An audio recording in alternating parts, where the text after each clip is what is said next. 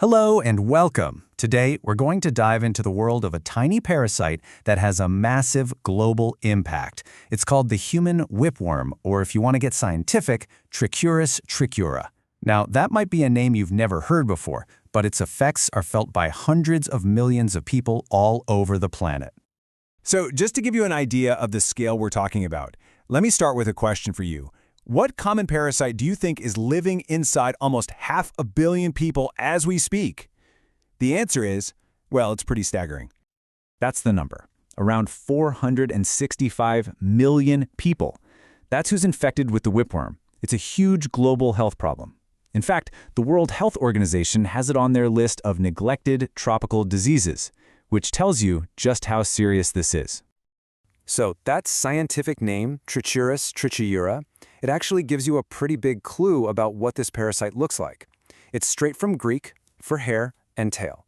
And that's because it has this long, super thin, almost hair-like front end and then a thicker back end. It looks just like a whip, which, of course, is how it gets its common name. Okay, so where does this little creature fit in the biological world? Well, it's what we call a metazoan. This is important. It's not like a protozoan, say Giardia, which is just a single-celled organism. No, metazoans are multicellular animals. They're way more complex. The whipworm is definitely in that more complex category. To really understand the whipworm, we've got to follow its incredible and kind of creepy journey. It's an endoparasite, which is a fancy way of saying it lives its entire adult life inside a host. And in this case, the host is us. So let's trace its life cycle, step by fascinating step. The whole thing kicks off when a person who's already infected passes whipworm eggs in their feces. These eggs are still immature at this point. This is basically step one. The parasite makes its exit from the human body and enters the great wide world. Now, here's a key detail. These eggs aren't dangerous right away. They have to hang out in warm, moist soil for a few weeks to mature and become infective.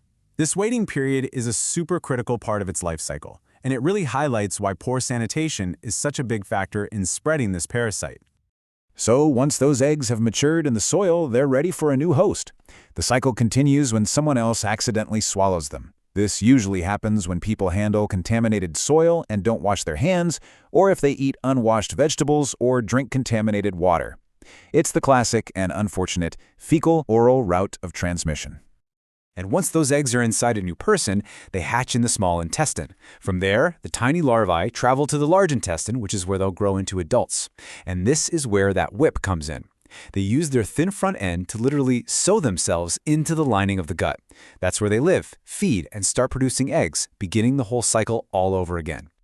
Okay, so what actually happens when this parasite sets up shop inside someone's gut? How does the body react?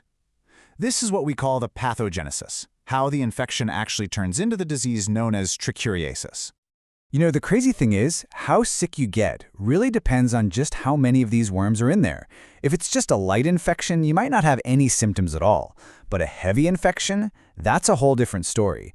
We're talking painful bowel movements, bloody diarrhea, constant stomach pain, and in the most severe cases, especially in young children, the physical strain can actually cause a very serious condition called rectal prolapse. So with symptoms that can range from literally nothing to something incredibly severe, how on earth do doctors figure out if a whipworm is the actual problem?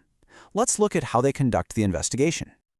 I mean, it's a real puzzle, right? How do you reliably find this tiny invader that's hiding away deep inside someone's digestive system?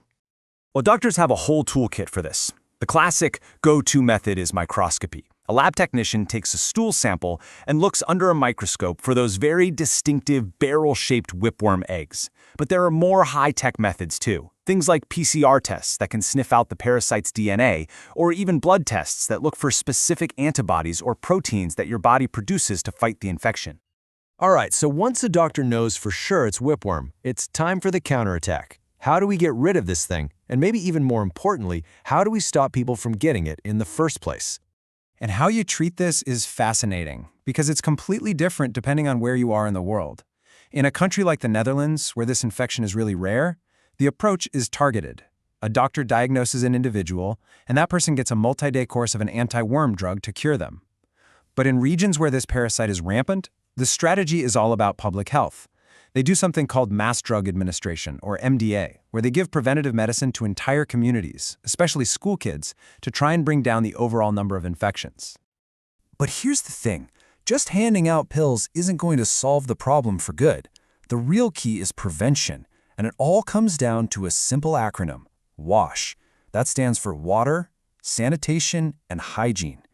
Getting people access to clean water, making sure sewage is disposed of safely, teaching the importance of hand washing with soap, and making sure food is washed properly, these are the fundamental steps that will break the parasite's life cycle for good. So this is an old enemy, but the fight is constantly evolving. The battle against Whipworm is far, far from over. Let's take a look at what's next and at the research that's shaping the future of this fight. And you know what? There's a lot of reason to be optimistic. Even though it's called a neglected disease, there are brilliant scientists and researchers all over the world working tirelessly on new and better ways to control it, and maybe one day even eliminate it. Researchers are really focusing on a few key areas. First up, they're finding that combining some of the drugs we already have can make them way more powerful. Second, they're on the hunt for brand new drugs that are even more effective. And third, they're working to create faster, cheaper, and more accurate diagnostic tests that can easily be used out in the field, in the communities that need them most. Just so you know, we put together all the information for this explainer using a Gemini deep search. If you really want to get into the weeds and see the original research, we've linked a detailed list of all our sources in the Notebook LM document you can find in the description. And I think this quote really just sums it all up perfectly. The reason this parasite is still around isn't just a medical failure. It's a direct result of global inequalities. It's a problem of inadequate sanitation and poverty. So what did you think? If you found this deep dive into the human whipworm interesting, do us a favor and hit that subscribe button. We'd love to hear from you, so please share any thoughts or questions you have down in the comments. Thanks for watching.